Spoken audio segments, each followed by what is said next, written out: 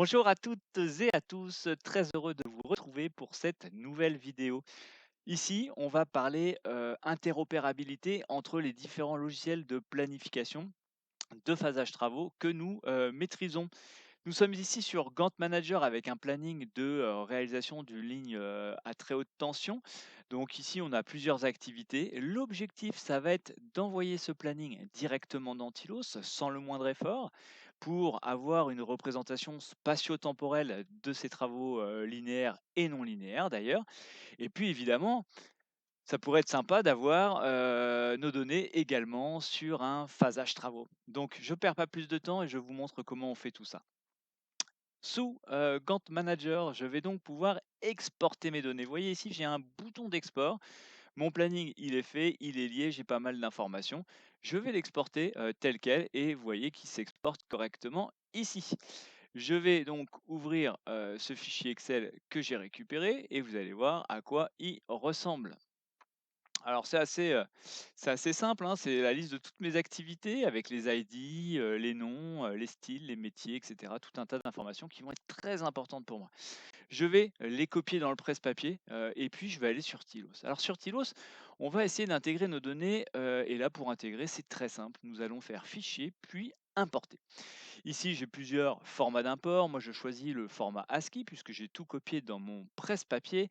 Et puis ici, j'ai un aperçu du presse-papier évidemment et je vais vérifier si mon profil est bien configuré. Donc ici, j'importe mes activités, je fais le lien entre mes colonnes et les champs Tilos. Donc a priori, tout me va parfaitement, donc ça c'est très bien. Et puis voilà, le format de date a l'air correct, etc. Donc pour moi, tout est bien. Je clique sur OK, je clique sur fin et mes données vont donc s'importer. Voilà, mes données apparaissent directement sur le planning chemin de fer. Donc on voit ici toutes nos activités linéaires. Donc on voit notamment les activités de déboisement qui sont ici, les activités de création d'accès, hein. On a 3 accès, accès nord, accès centre, accès sud. On a une zone de stockage qu'il va falloir évidemment, sur laquelle il va falloir réaliser une plateforme et ensuite, pouvoir approvisionner, les différents pylônes. Et puis ici, ce sont toutes nos activités pylône par pylône et donc elles sont correctement positionnées sur chaque support. Et donc ça, c'est assez intéressant parce que mon planning était plutôt bien fait dans Gantt Manager et je peux en avoir tout de suite une vision sur Tilos. Et puis la dernière activité, bien sûr, une activité de déroulage de câbles.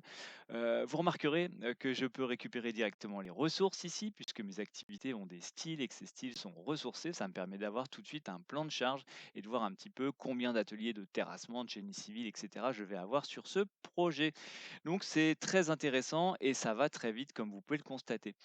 Mais qu'en est-il de Phase Manager? Eh bien, je vais vous le montrer, c'est la dernière étape de cette petite présentation. Je suis dans Phase Manager, je vais directement aller dans la partie de conception du phasage. Vous voyez que je n'ai absolument pas de planning. En revanche, ce que j'ai moi déjà préparé, c'est un schéma, enfin c'est un schéma, c'est la ligne en fait avec les différents accès en vert. Donc on a l'accès nord, l'accès centre et l'accès sud qui est ici. J'ai ma zone de stockage en bleu ici.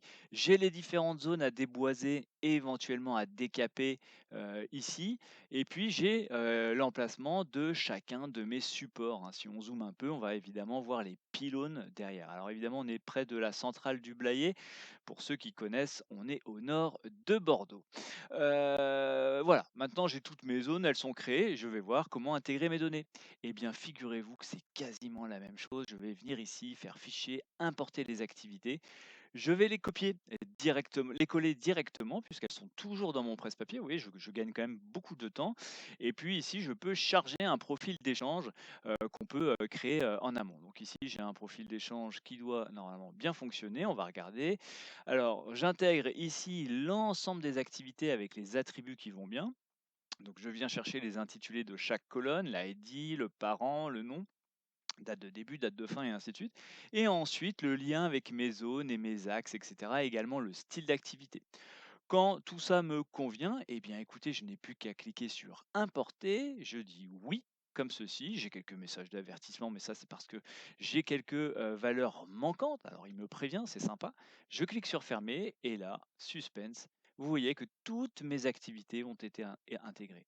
Et là, c'est assez intéressant parce que si on se rappelle rapidement de notre planning Gantt, on avait exactement ce même planning Gantt ici, avec d'ailleurs les mêmes niveaux arborescents. On retrouve toute la profondeur de notre planning et tout se retrouve ici avec les travaux préliminaires et ensuite les travaux pylône par pylône. Alors tout ça, c'est bien beau.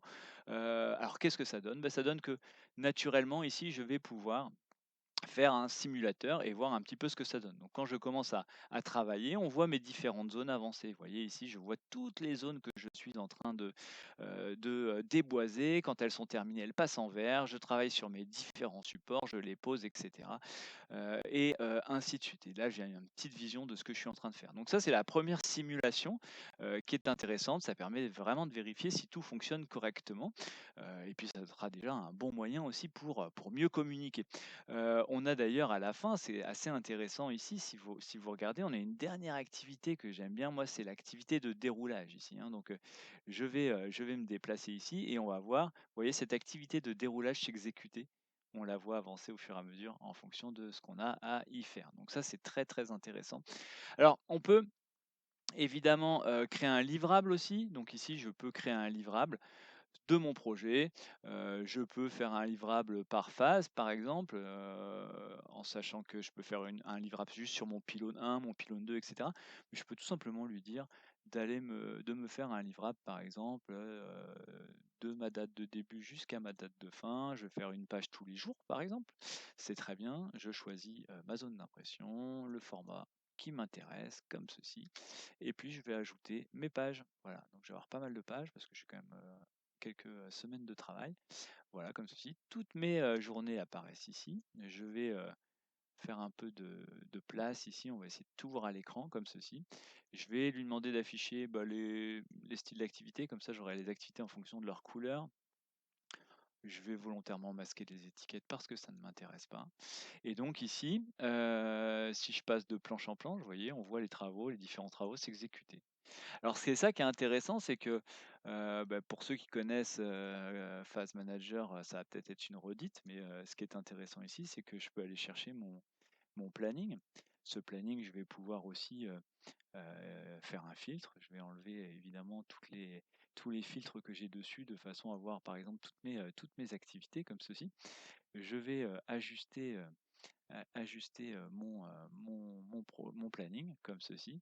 Je peux le réduire un peu si je veux ou agrandir artificiellement les éléments. On va le faire assez rapidement comme ça. C'est simplement pour avoir une, quelque chose d'assez visible. J'agrandis un peu, voilà, comme ceci. Là, je vais zoomer pour votre confort. Hop, comme ceci.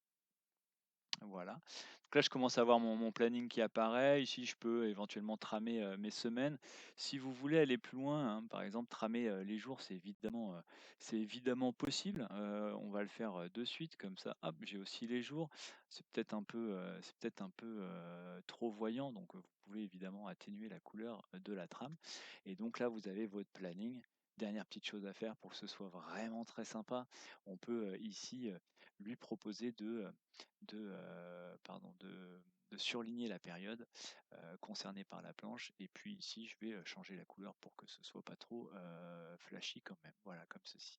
Maintenant, ce diagramme, je vais le diffuser. Alors, hop, comme ceci, je vais le diffuser sur toutes les planches. Et voilà, le tour est joué. Maintenant, sur chacune de mes planches, on va faire comme ceci. Vous voyez que j'ai mon livrable qui apparaît avec les différentes activités qui sont en train de s'effectuer. Voilà, vous voyez, c'est quand même assez rapide de passer d'un planning Gantt qu'on a fait de manière collaborative sur un outil web qui est Gantt Manager à une représentation chemin de fer sur laquelle d'ailleurs on pourrait faire des ajustements pour terminer finalement un phasage travaux. Alors j'en conviens, ici les données sont un peu préparées, etc. Mais ça m'a pris peut-être quoi, une demi-heure à préparer tout ça de façon à vous présenter ça assez rapidement. Alors voilà, je vous remercie pour votre attention. J'espère que ça vous a plu. Si vous voulez mettre des commentaires, ben, vous êtes les bienvenus. Si vous voulez une démonstration personnalisée, on peut le faire sur vos projets également. Donc voilà, je vous remercie. Je vous souhaite une bonne continuation et surtout de retourner à vos activités. À bientôt. Au revoir.